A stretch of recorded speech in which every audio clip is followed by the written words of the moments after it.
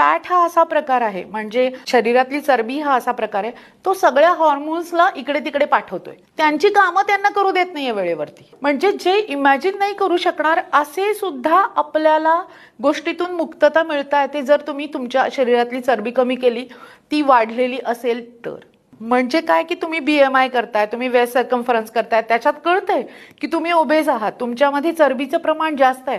ती चरबी कमी केली की सगळे हॉर्मोन एका जागेवरती शिस्तीत चालायला लागतात. ते शिस्तीत चालायला लागले की डायबिटीस जातोय, ते शिस्तीत चाललं की BP जागेवरती येते, ते शिस्तीत चालायला लागले की तुमचे जे काही बाकीचे आजार तयार होतात, स्लीप अपनिया, ज्यांचं पोट खूप मोठं असतं त्यांना तो लंगवरती प्रेशर येऊन येऊन झोपेत घोरण्याचा प्रकार किंवा श्वास अडकला जातो झोपेत, हे जे प्रकार आहेत हे सगळे त्या चरबीमुळे निर्माण होणारे प्रकार ऑटोमॅटिक जागेवरती यायला लागतात. म्हणून तर डायबिटीस रिव्हर्सिबल आहे असं आपण म्हणायला लागलोय ना.